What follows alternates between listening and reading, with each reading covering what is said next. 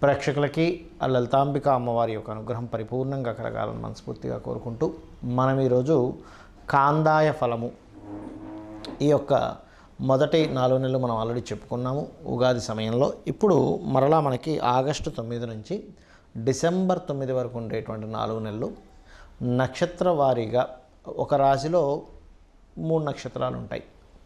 వారికి ఏ రకంగా ఫలితాలు ఉన్నాయి మరియు ఆ యొక్క ఫలితాలని అధిగమించడానికి, అంటే ఒక్కోసారి మనకి ఇబ్బంది పెట్టే ఫలితాలు ఉంటాయి, ఒక్కోసారి లాభంగా ఉంటుంది, ఒక్కోసారి సమంగా ఉంటుంది. ఆ రకంగా ఆ యొక్క ఫలితాన్ని మనకి ఎక్కువ ఇబ్బంది రాకుండా క్లియర్ చేసుకోవడానికి దేవతానుగ్రహం ఏం చేసుకోవాలి, గ్రహారాధన ఏం చేయాలి, అదేవిధంగా గోసేవ ఏం చేయాలనేటువంటి విషయాలు మనం ఒక్కొక్క నక్షత్రపరంగా చెప్పుకుందాం. వృశ్చిక లగ్నము, వృశ్చిక రాశి. ఈ యొక్క రాశిలో ఉండే నక్షత్రాలు ఏమిటి? విశాఖ 4వ పాదము, అనురాధ నక్షత్రము మరియు జ్యేష్ఠ. మరి కాందాయ ఫలం పరంగా ఈ నక్షత్రం వారికి, ఈ రాశి వారికి ముఖ్యంగా నక్షత్రపరంగా కనుక తీసుకున్నట్లయితే ఇక్కడ ఈ యొక్క విశాఖ నక్షత్రానికి స్వల్ప ధనలాభము, మరియు అంటే ఎటువంటి వాటిల్లో ధనలాభం అండి? ఖచ్చితంగా సాఫ్ట్వేర్ రిలేటెడ్ విదేశాలకు వెళ్ళడం ద్వారా, ఇటువంటి వాటి ద్వారా విశాఖ నక్షత్రం వారికి స్వల్ప ధనలాభం ఖచ్చితంగా చూపిస్తుంది. అలాగే అనురాధ జ్యేష్ఠ కూడా ఉంటాయి ఇందులో. అనురాధ నక్షత్రం వారికి గతంతో పోల్చుకుంటే ఇప్పుడు కొంతవరకు ఫ్రీ అవుతుంది. దీంతోపాటు వీరికి అర్ధాష్టమ శనికి సంబంధించిన ప్రభావం కూడా వెనక్కి వచ్చింది శని, కాబట్టి దీనివల్ల కూడా కొంతవరకు ఫ్రీ అవుతారు. మరి దేంటి వల్ల వస్తుంది సమము అనేటువంటి చూసుకున్నట్లయితే, గతంలో ఎప్పటి నుంచో అన్నదమ్ముల మధ్యనో లేకపోతే పార్ట్నర్స్ మధ్యనో ఒక బిజినెస్ సంబంధించినవి కావచ్చు, ఒక ఆస్తికి సంబంధించింది కావచ్చు, మీకు రావాల్సింది రావట్లేదు, సమంగా ఆ యొక్క ఫలితం ఇప్పుడు కొంత వచ్చే యోగం నడుస్తుంది. మరియు అదేవిధంగా జ్యేష్ఠ నక్షత్రము. జ్యేష్ఠ నక్షత్రం వారు ప్రత్యేకంగా ఏ విషయాల పట్ల జాగ్రత్తగా ఉండాలి అంటే, ఇక్కడ ప్రధానంగా చూసుకోవాల్సింది షేర్ మార్కెటింగ్ రిలేటెడ్ సంబంధించినటువంటి విషయంలో.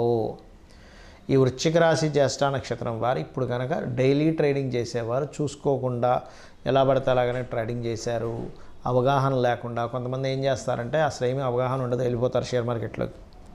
ఏముంది అది ఇలాగ పైకి కిందకి అవుతుందిగా, ఏటోటి చేస్తే అయిపోతున్నారు కానీ అది కాదు. చాలా పెద్ద సబ్జెక్టు, చాలా జాగ్రత్తగా చూసుకొని చేయవలసిన విషయాలు. అనుకోకుండా ఏదో బెట్టింగ్స్లోకి వెళ్ళడం ఇట్లాంటివి పొరపాటును కూడా చేయకండి జ్యేష్ఠ నక్షత్రం వారు. మరి ఓవరాల్గా ఈ యొక్క రాశి వారికి ఏ విషయాల్లో బాగుంది, ఏ విషయాలు జాగ్రత్త పడాలి అంటే, అర్ధాష్టమ శని ప్రభావం తగ్గిందని చెప్పుకున్నాం. దీనివల్ల ఏమిటి అంటే కొంత ధైర్యం పెరిగి చేయాల్సిన పనులు ముందుకు సాగుతాయి. కాకపోతే కాస్త సంతానం పొందేటువంటి వారు పంచమ రాహు ఉన్నాడు కాబట్టి ప్రెగ్నెన్సీ లేడీస్ కాస్త జాగ్రత్తగా ఉండాలి. వ్యాపారాల్లో ముఖ్యంగా సాఫ్ట్వేర్ రిలేటెడ్ సంబంధించిన వ్యాపారాలు కలిసి వస్తాయి. గురు బలము కూడా ఉంది కాబట్టి కొంతవరకు గురుబలం యోగిస్తుంది. గురువు వక్రిస్తాడు. ఎప్పటి నుంచి? సెప్టెంబర్ మిడిల్ నుంచి గురువు వక్రిస్తున్నాడు. అక్కడి నుంచి ఏమవుతుందంటే కొంతవరకు రుణ సంబంధించిన ప్రయత్నాలు కూడా ఫలిస్తాయి. ఇక మీరు చేయవలసిన దేవతారాధన దుర్గానామాన్ని స్మరించండి, మరియు దత్తాత్రేయుడిని జయ గురుదత్త, శ్రీ గురుదత్త అనుకుంటూ ఉండండి. అన్ని విధాలా బాగుంటుంది. ఈ కాందాయ ఫలాలు కానివ్వండి, రాశి ఫలాలు కానివ్వండి, మాస ఫలాలు కానివ్వండి, వార ఫలితాలు ఏవైనా కానీ ఒకటే గుర్తుపెట్టుకోండి, వీటన్నిటికంటే అతి ముఖ్యంగా మీరు చూసుకోవాల్సినటువంటిది మీ జన్మజాతక ఫలితం. ఎందుకంటే మనము పూర్వజన్మల్లో ఏదైతే కర్మని చేశామో ఆ కర్మ యొక్క ఫలితం ఈ జన్మలో మనం పొందుతూ ఉంటాము. మరి ఈ జన్మలో చేసేదండి, ఈ జన్మలో చేసే కొన్ని మంచి పనులు, సహాయం చేయడం, మాట సహాయం కావచ్చు, లేకపోతే ఇంకేదైనా సరే ఎవరికైనా పుస్తకాలు ఏమంటే ఇచ్చినవి కావచ్చు, అది కూడా కొంతవరకు మనం అనుభవిస్తూ ఉంటాం. ఇక్కడ అనుభవించమని కాదు, కానీ మనం ఎటువంటి పుణ్యకర్మ చేసినా నెక్స్ట్ జన్మలోకి వెళ్తుంది. అది 12 ఫైల్స్గా మారుతూ ఉంటుంది. అంటే ధనభావము, భాగ్యభావము, పుత్రభావము, వివాహము, జీవిత భాగస్వామి ఎలా ఉంటుంది అన్నీ కూడా ఈ జన్మలో ఎటువంటి కర్మని చేస్తామో ఆ రిలేటెడ్ సంబంధించిన ఆ 12 హౌజెస్లో అది వెళ్ళి చేరుతూ ఉంటుంది. అది గుడ్ ఆర్ బ్యాడ్. అందుకే మీరు ఏం చేయాలి, మీ యొక్క పర్సనల్ చార్ట్ ముఖ్యంగా చూసుకోండి. మీరు ఎదగలేకపోతున్నారు, లగ్నభావం ఎందుకు వీక్గా ఉందా, స్ట్రాంగ్గా ఉందా, ఎందుకు అనారోగ్యం వస్తుంది, ఎందుకు మీరు స్ట్రెస్ అవుతున్నారు. అలాగే మరొకటి ఏంటంటే ఇక్కడ ధనస్థానం. చాలామంది చూడండి ఎంతో టాలెంట్ ఉంటుంది కానీ డబ్బులు సంపాదించలేకపోతుంటారు. అంటే మీ ధనాధిపతి ఎక్కడో పాపకత్తిరిలోనో రాహుకేతు యాక్సెస్లోనో ఉన్నాడు. ఇదైతే ఎలా ఉన్నాడో దాన్ని బట్టి ధనం యోగం కూడా వస్తుంది. అంటే ఎలాగా,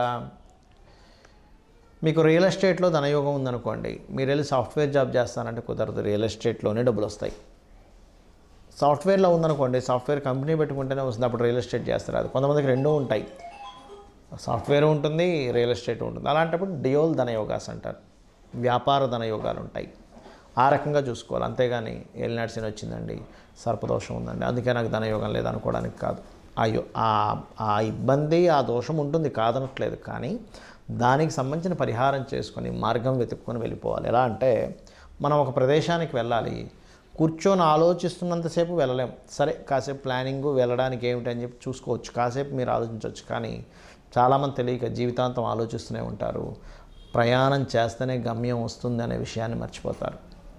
అదేవిధంగా మీ ప్రయత్నాలు సక్సెస్ అవ్వాలంటే మీ 3rd హౌస్ నుంచి మీ 4th హౌస్, అంటే మీరు ఏ డైరెక్షన్స్ గృహాల్లో, అది రెంటల్ అయినా ఓన్ హౌస్ అయినా, మీ పేరులో ఉండే వర్గుని బట్టి అది కూడా కొంతవరకు మీకు సపోర్ట్ చేస్తుంది మీ జాతకానికి.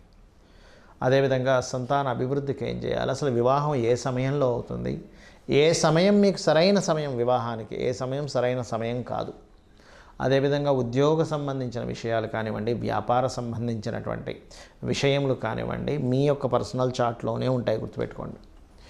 అంటే ఏ వ్యాపారం చేయాలి, ఏ వ్యాపారం ద్వారా డబ్బులు వస్తాయి, ఏ ఉద్యోగం, అంటే ఉద్యోగం చాలామంది చిన్నపిల్లల జాతకాలు చిన్నప్పుడు మొట్టమొదటిగా చూసుకోవాల్సింది కేవలం ఎడ్యుకేషన్, అంటే ఎడ్యుకేషన్ హౌస్ మాత్రమే చూస్తారు. అలా కాదు, మీరు వృత్తి సంబంధించినటువంటిది ఏది ఉంది, ధన సంబంధించింది ఏది ఉంది కూడా పరిశీలన చేసుకోవాలి.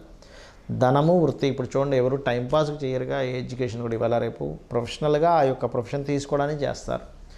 ఆ ప్రొఫెషన్ తీసుకోవడానికి చేస్తున్నాము అన్నప్పుడు మరి దానికి సంబంధించినటువంటిది మనం చేయాలి. అలాంటప్పుడు ముఖ్యంగా ఏంటంటే, మీరు ఒకటే గుర్తుపెట్టుకోండి, మీ యొక్క జన్మజాతకంలో ధనాన్ని, ప్రొఫెషన్ని ఏ గ్రహం ఇస్తుందో దానికి ఫస్ట్ ప్రయారిటీ ఇవ్వండి. విద్య అనేటువంటిది అది ప్రొఫెషన్గా మారాలని రూల్ లేదు, క్యాజువల్గా నేర్చుకోవచ్చు, దాంట్లో టాలెంట్ పొందొచ్చు, ఆ యొక్క విద్య మీకు రావచ్చు. మనం నేర్చుకున్న ప్రతిదీ ప్రొఫెషన్గా మారాలని లేదు, గుర్తుపెట్టుకోండి. కానీ ప్రొఫెషన్గా మారాలనుకున్నప్పుడు మాత్రం ప్రొఫెషనల్గా ఇచ్చే గ్రహాలు ఏమిటో వాటిని పట్టుకోవాలి. అలాగే లైఫ్లో ఆకస్మిక సంఘటనలు, టర్నింగ్ పాయింట్స్ అంటారు, ఆ యొక్క టర్నింగ్ పాయింట్స్ కానీ, ఆకస్మిక సంఘటనలు కానీ, ఇవన్నీ కూడా ఏంటంటే మీ యొక్క జన్మజాతకంలో ఎప్పుడు ఎక్కడున్నాయనేటువంటిది చాలా స్పష్టంగా తెలుస్తూ ఉంటుంది.